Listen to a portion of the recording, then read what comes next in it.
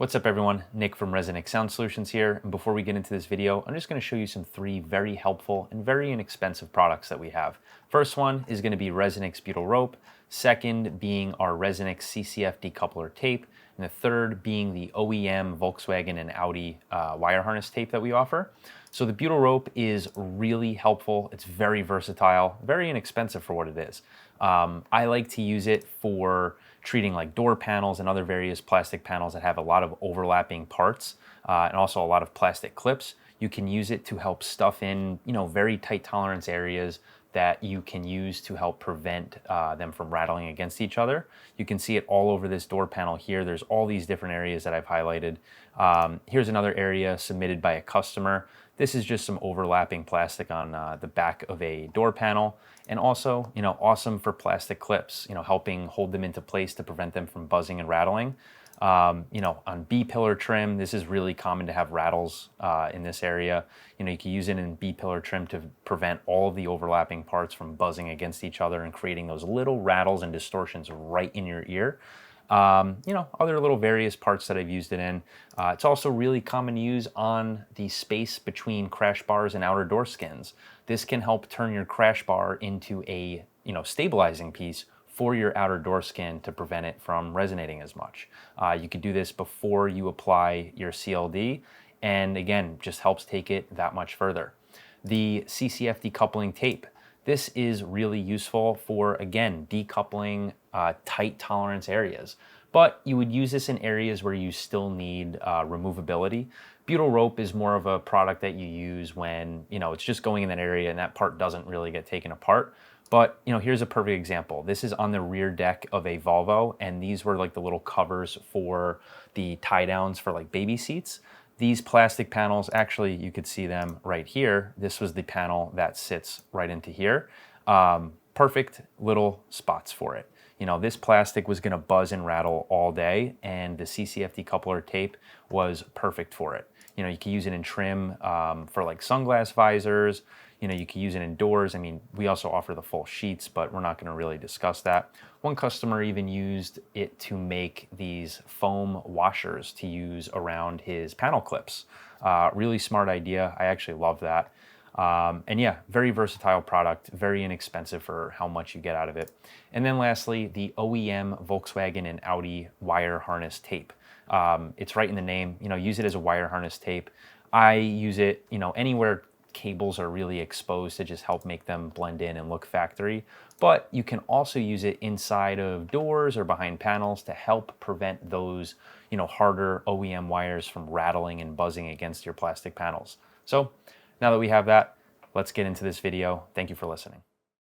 Hey everyone, Nick from ResoNix Sound Solutions here with another competitor spotlight video from the 2024 finals in Birmingham, Alabama. For this one, we have you. Who are you and what do you have here? I'm Daryl Kisosondi. Also known as? Also known as BobTheBirdTurd. That's what everybody knows me as. I don't use my real name on the socials very much, so I go by BobTheBirdTurd. Okay. So what do you have here? What kind of vehicle? All right, this is a 2022 Ford Explorer ST. Okay. It's the fun model, not the grandma model. Okay, so what is going on here? All right, so in the back here we have a custom built MTI box. Okay. Built to my spec. This is basically their stage 3 equivalent to their truck box. So what kind of subs are in here? They are Illusion Audio C12 XLs. Okay. 2 of those. They are powered by a MASQ 03. Okay. And we can pop it up and look at that. Yeah, let's take a look. Look at that. Oh, it's on. All right. So very neat. So you have pretty neat and clean system with the wiring. Yeah. So 2 of the Mosconi Pros and 1 of the 03s. Correct. So what are these powering? The left Mosconi 410 is powering the mids and tweets. Okay. The right one is bridged for the mid bass. Okay. And then also have a Mosconi Tomo 2 that powers the roof fill. Okay. And a Helix DSP Pro Mk3. Interesting. Have there been any changes made to this recently or in past years, or has this kind of all been consistent? This is a relatively new build. It's gone through several changes throughout the season. Okay. Probably the biggest change that I made is when I changed mid-ranges. I went through several different mid-ranges. I found one that I liked. Okay. What about back here, though? This is all relatively the same? Yes. Well, originally I had a Pro 110 back here originally, early on in the season, when I had a pair of Audiofrog GB12s back here. But I had these because I wanted a Ravens. That's what I originally wanted. The set I got one was a dud, so I figured out myself. So you upgraded from the GB12s to these. Yeah. Was it an upgrade for you? Was it a lateral move? Was it a downgrade? I wouldn't say it was a major upgrade. There was a slight difference. Okay. A little more snackiness, I guess you could say. Okay. But also changed power plant as well, so it's hard to say what it was. More power out of that? Yeah. Hard to say. Really. Gotcha. I wouldn't say these are that much better than the GB12s. Okay. They seem to play a little bit lower. But okay. They also seem to, from my personal experience, seem to play a little higher as well. Yeah, and they do. Yeah. All right. So this is pretty neat. I also know you have some. It's hard to see in here. You know what? Let me turn on my phone light. But you have some rear fill pods. I do. How did you make these? These are pretty. I 3D scanned the D pillar. Okay. And I 3D printed a kind of a plate and then a fiberglass ring to that plate. That's where the factory 3.5 inches go. Okay. So you just got them out from outside of the grill, or from behind the panel? Because behind this grill, you have about that much space. There's not hardly any space at all. So it was just a space thing. It wasn't let's get it out from behind the panel. It's not so much as that as a space thing, and to get them to aiming where I wanted them to aim. Okay. Which Jeffrey Hall does my tuning. I do a lot of. Yeah, he helps me quite a bit. Yeah. And he told me where the best place he thought to aim it, and so that's where I aimed them. Perfect. So easy enough, right? Easy enough. So in this case, they're basically on axis as best you get them from the rear. Yeah. Is there anything else going on back here that you want to talk about? No, back here, no. I mean, I also want to point out, you just mentioned, you 3D scanned them and you 3D printed them. For those that don't know, Daryl, aka BobTheBirdTurd here, has, from what I've seen, excellent 3D printing services. So I don't know if you're open to me promoting that for you, but if you guys, are watching this and you need something 3D printed, this is the guy for it. Yeah. And he loves it. Yeah, so we had to make this because this original box, it was originally designed for the seats to be up. Okay. But we can't put the seats up; it's a little bit too wide. And so what we were having kind of a double wave, and it was causing the base to extend out too much. Interesting. So essentially, you're forcing all of it out this way, instead of it going this way and this way. Two ways. So that solved our problem. Interesting. What kind of problem was it? Basically the judges kept saying that the bass was hanging on to the notes were hanging on too long. Is that what you experienced? I don't really hear it, but the judges do. So, and it was multiple judges. So okay. And when I did this, it went away. Okay. There you Interesting. go. And it took me not very long to make these. So. Yeah, easy enough. It was easy enough to try. All right. So why don't we put that back and then we can hop up front? Yeah. All right.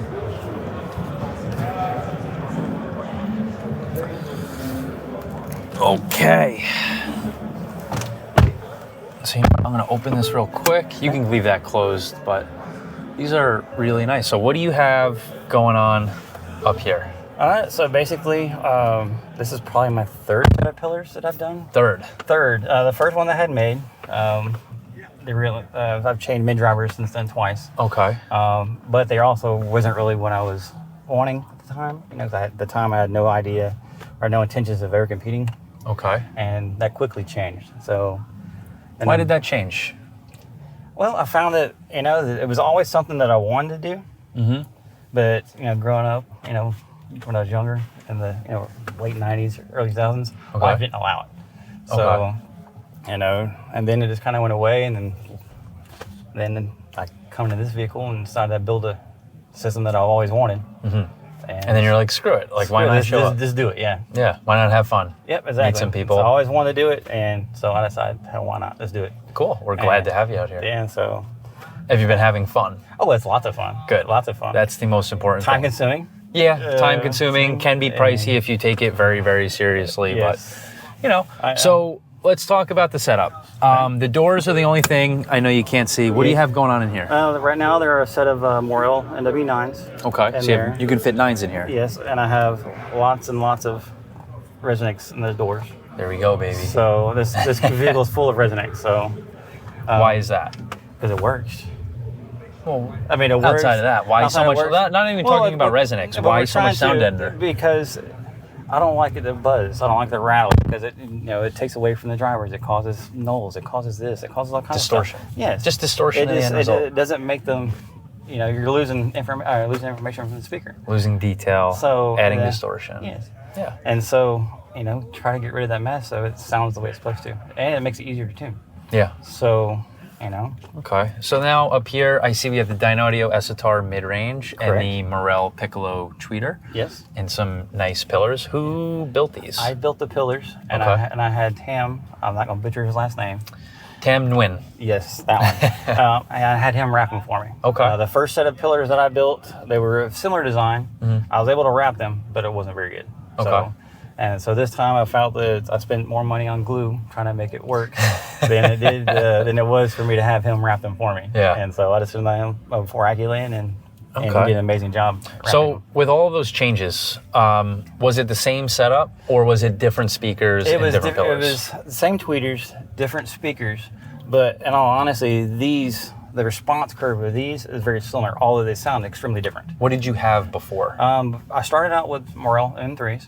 Mm-hmm. And then I gave it just a quick go of the Excelsius XSMs. They're two totally different speakers. Yeah. And I got a handle these for a pretty good price. I didn't pay retail for them. Okay. And so why not? I stuck these in. As soon as I put these in, I knew I had my. What did you have before? Morel MM3s. No. You're talking about the Esotars. Yeah, I thought you meant the tweeters. I'm sorry. The tweeters have been the tweeters since the beginning. Okay, yeah, I misunderstood. Yeah, that was the first thing that I picked So up. as soon as you heard the Esotars, you're like, all right, done. Yeah, it was completely different. Cool. And I liked them. So. What kind of difference did you experience between the MM3, the Excelsius, and the Esotar? Well, the Morels are super mellow. Mm-hmm. Not a lot of detail. Yeah. I mean, they can, but they're just not. I agree with you. There's not a lot of detail. They sound great though. I have a theory about them. I have a theory about why a lot of people like the Morel speakers. Yeah. Frankly, this isn't gonna. I love Morel. I love the people at Morel. Yeah. But I find that they're very, let's just say, mellow. They are very mellow. Almost too mellow. Yeah. And I find that those that aren't great at tuning find them to be easier to be acceptable as far as tonality goes because they're like never going to be harsh. Well, the thing I found about those is you can listen to almost any kind of music. And they're not harsh. Correct. Because they're too mellow. Yeah. And so my idea was I don't really care for the focale sound, the super detailed, super bright. That's not my thing. You want something in the middle. I want something in the middle. And this was the Excelsius were up closer to the focales. And I liked them. They sounded great, but it wasn't what I wanted. Okay. And so I got my hands on these, and I knew immediately. It had detail. It still had the warmth that I like. Yeah. And I just liked them right off the get-go. Cool. So. Well, that's good. So what sort of changes did you make to maybe the design of the pillar? Was there anything going on there, or was it more so just fitting these them? are previously, I've learned a lot since I've started in this process in the past year.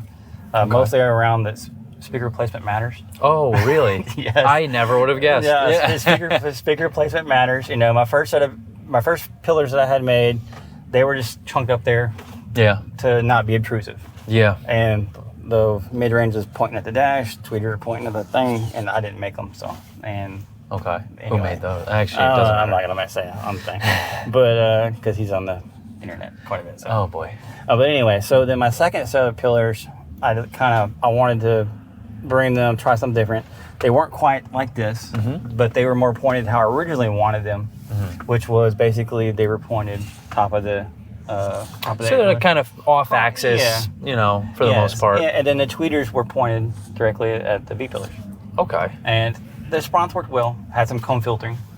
And it's because of, I believe I had these mid-ranges too far this way.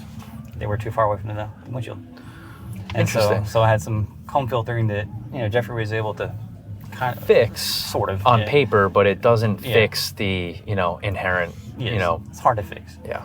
And so I took that into account when I built these, and we did did a bunch of measurements to figure out, try to make sure there was no comb filtering in the measurements as best I could get them. Yeah. I tried to push them as far as I could towards the windshield. Obviously, I can't get them any closer than what they are. Yeah, they're pretty much touching. Yeah. And same thing with the tweeters. The tweeters are going to be more important to aim than the mid ranges were. Yeah. But so I still have a lot of troubles below 375 with this guy. I have no idea why. But Interesting. With the right side? The right I think side. we talked about that when we were in Texas. Yeah, the left side's perfect. There's nothing really wrong with the left side. But this over here below 375, it's absolutely terrible. And below 375? Yeah. And I don't know why. Other than it's the vehicle. The only way I can get rid of it is open the doors.